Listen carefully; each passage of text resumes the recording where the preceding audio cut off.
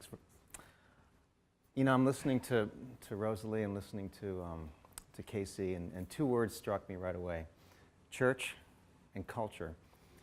And when you take yourself out of this environment, which is a secular academic environment, and you take yourself to the jail, the culture changes, and you hear church. And I guess it's a question that I wanted to ask all of you. When you leave campus and find a partner in the community, are you aware that you're actually leaving one culture and entering into a new one? Casey emphasized the importance of forming those relationships, and I found that in my work with teaching at the city jail, relationships are really key, but relationships depend upon finding the right way of communicating, the right discourse, if you will. I started teaching at the Richmond City Jail out of a felt need to see if I could help people who had never been in a writing class find a way to write their ways out of crime.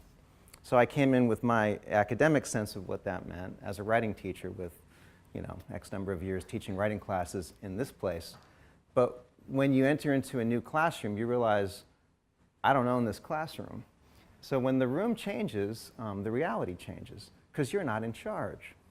What does that mean to be able to teach in a place that you don't own? What does it mean to partner with a group that you're not fully even aware of what their needs are? I think I know what it means to change your life and to figure out a way to stop coming to jail.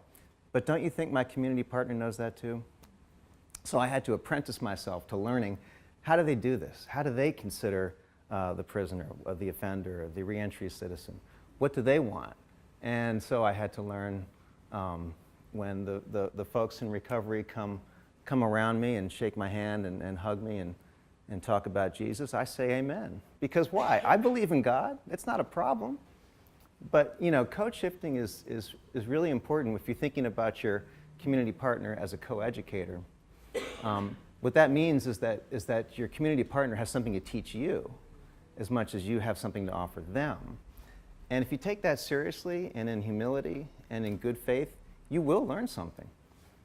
I did. I learned so much I wanted to write a book about it.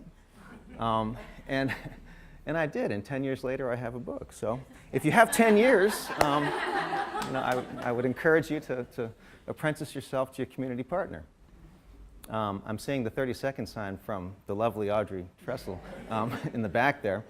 So I'll just close by saying, what you think you control, you don't control, and that's all right.